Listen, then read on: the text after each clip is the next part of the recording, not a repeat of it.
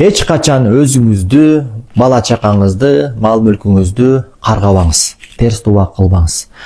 Кудай сактасын, өтө кооптуу. Бул тууралуу пайгамбар алейхиссалату вассалам айтат: "Ла тадуу аля анфусикум", өзүңөрдү каргабагыла дейт. Өзүңөргө каршы дуба кылбагыла дейт. Кандайча? Мисалы, кээ бирде адам туура эмес иш кылып алат, убара тартат, өзүнө өзү жини келет да, анан сөгөт өзүнчү, мисалы, көкмө же болбосо мээңе жара чыккыр, өлүп кетке деши мүмкүн, Кудай сактасын. Вала тадуу аля ауладикум, балдарыңарды каргабагыла дейт. Баягы кээ бир жаман аялдардын, жаман ооздорунан ушундай бир жаман сөз чыгат. Не дейт баягы? Өлүгүңдү көрөйүн деп айткандар бар го, Кудай сактасын.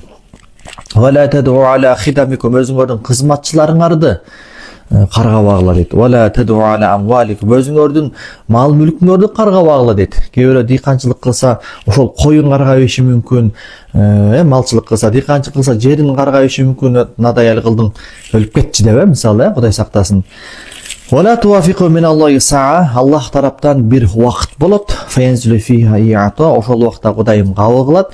Фаюстажабу лакум, анан ошол мезгилге туш келип, силердин тилегиңер кабыл болуп калбасын дейт да. Ошого имам Газали деген улуу бир аалым өзүнүн Ихия улумуддин деген китебинде айтат. Абдулла ибн Мубарак деген улуу бир зат болгон, Абу Ханифанын замандашы. Ошого бир адам келип баласынын начарлыгына, сыздатып жаткандыгына даттанат экен да. Десе сурайт экен да: "Сен балаңа каршы дуба кылган эмес белең?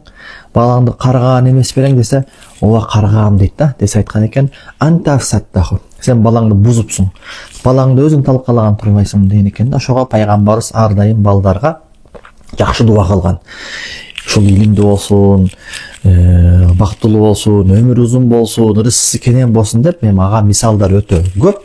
Эгерде кимдир бирөө баласын каргаган болсо, анын дарысы кайрадан Кудай Тааладан кечирим сурап, тооба кылып, Кудайга балдар үчүн кечирим сурап тооба кылуусу керек. Мисалы, Якуб пайгамбар өзүнүн баягы 10 уулу атасын кандай сыздатты, аягында атасынын алдына ыйлап кечирим сурап келишти.